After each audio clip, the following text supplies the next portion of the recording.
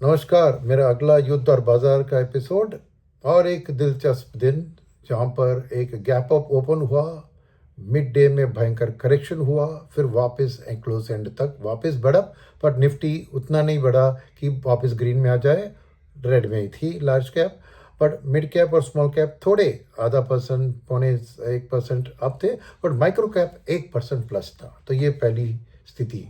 दूसरी स्थिति, आज एडवांस डिक्लाइन रेशियो 2000 के करीब अप, 1000 डाउन, यानी स्ट्रांगली एडवांस। तो क्लियरली ये एडवांस डिक्लाइन रेशियो इंडिकेट कर रहा है कि रिटेल का पार्टिसिपेशन बहुत स्ट्रांग था। क्या वो रिटेल ट्रेडर्स थे या रिटेल इन्वेस्टर्स थे पता नहीं, मगर रिटेल का पार्टिसिपेशन स्ट्रांग था। फिर एफआईएस के आंकड़े, एफआईएस ने क्या किया, आज वापस एक और दिन खरीदारी, ज़्यादा नहीं, 300 करोड़ 400 करोड़, बट फिर भी खरीदारी, यानी वो लेस बैरिश हो रहे हैं और धीरे धीरे बुलिश होने की कोशिश हो रही है। क्योंकि रिटेल को और एफआईएस को क्लियरली लग रहा है कि ये करेक्शन थोड़ा ज़्यादा हो गया है, तो स्टेबलाइज कर रहे हैं। तो दोनों, मगर डीआईएस ने आज बहुत बड़ा एक नेगेटिव थप्पड़ दे दिया। क्या, 3,500 करोड़ की बिकवाली भैया, नेट सेलर्स।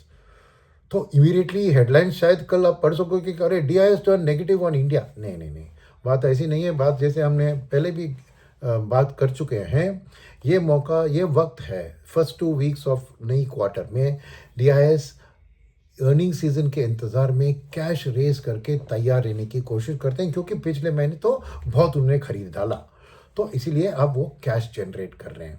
और ये सब की सबूत देखने के लिए हर एक के लिए ढूंढते हैं। रिटेल का तो मैंने ऑलरेडी बताया दिया आपको कि एडवांस डिक्लाइन रेशियो बता रहा है कि रिटेल का पार्टिसिपेशन 2000 स्टॉक्स ऊपर गए थे।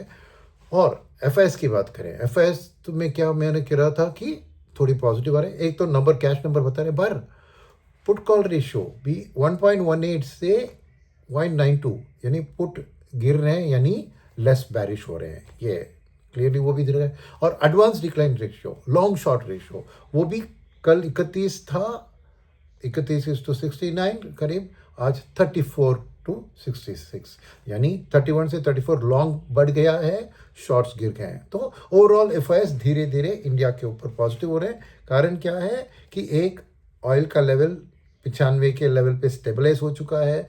वॉर की स्थिति में भी न्यूज़ बहुत आती है, फेक न्यूज़ भी है, रियल न्यूज़ भी है, बट कुछ भी हो, अब ऑयल का कोई 110-20 जाने वाला कोई माहौल सामने नहीं दिख रहा है। तो इंडिया के ओवर वो जो करेक्शन हो चुका है वो बाय एंड लार्ज हो चुका, आप समझ सकते हैं एफआईएस की आंखों से, ये इन आंकड़ों से मैं कह रहा हूँ। और फिर आते हैं डीआईएस।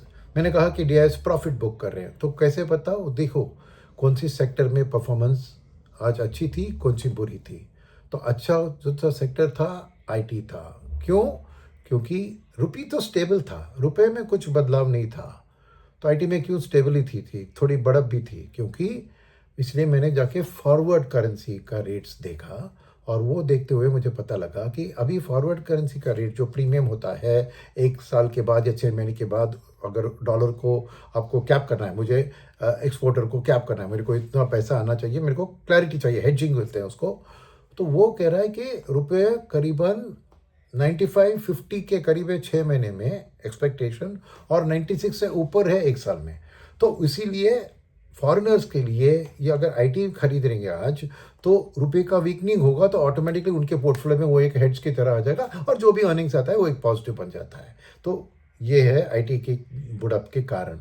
अब कौन से में गिरावट आया, क्योंकि मैं कह रहा था कि डीआईएस प्रॉफिट बुक कर रहे हैं ना, तो कौन से में आज सबसे ज़्यादा गिरावट आई, पीएसयू बैंक्स, प्राइवेट बैंक्स और ऑटो। क्यों? 1 साल की परफॉर्मेंस देखे, स्ट्रॉन्ग डबल डिजिट 20% से ज़्यादा ऑटो और पीएसयू बैंक्स का था, तो नेचुरली वहाँ पे ज़्यादा मुनाफा कमाया है, तो उधर प्रॉफिट बुक करके कैश रख रहे हैं, ताकि जब अर्निंग सीजन सामने आए वापस पीएसयू बैंक से खरीदो तो तब खरीदेंगे, मगर आज के लिए प्रॉफिट बुक कर रहे हैं। तो एक क्लैरिटी मिल गई आज की जो परफॉर्मेंस है उसके बारे में।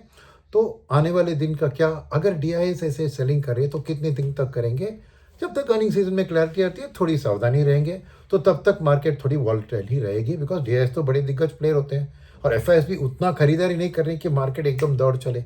तो उस हिसाब से मार्केट वॉलेटाइल रहेगी, एक दिन ऊपर एक दिन नीचे, एक दिन के अंदर भी एक टाइम में ऊपर एक टाइम में नीचे, तो ऐसी वॉलेटाइल स्थिति में। और ये जो रिटेल की खरीदारी है, मुझे पता नहीं कि यह रिटेल ट्रेडर है या रिटेल इन्वेस्टर है लॉन्ग टर्म के लिए, कैसे हम बता सकते हैं, नहीं कर सकते। तो इसीलिए मेरा मानना है कि एज अ रिटेल निवेशक आपको क्या कर रहा है, जो कल मैंने किया था वही बात, ASD क्या है वो, अक्यूमुलेट करो, पैनिक करके बेचो मत, ये बेचने का वक्त बिल्कुल नहीं है, खरीदने का वक्त है, अक्यूमुलेट करो।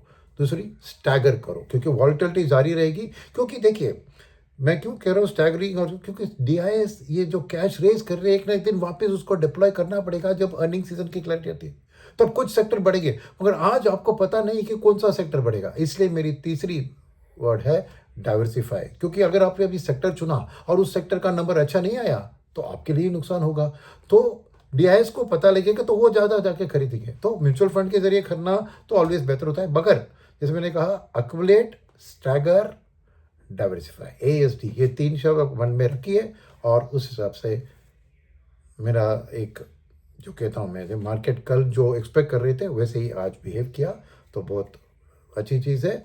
तो देखते हैं कि वॉर की सिचुएशन में कुछ कह नहीं सकते, ट्रम्प की टीम इधर उधर, रियल न्यूज़ फेक न्यूज़ का ब्लेंड आता ही रहेगा। तो अंटिल वॉर के ख़त्म होने तक ये मेरी स्ट्रैटेजी जारी रखिए। धन्यवाद, अगले एपिसोड में मिलते हैं।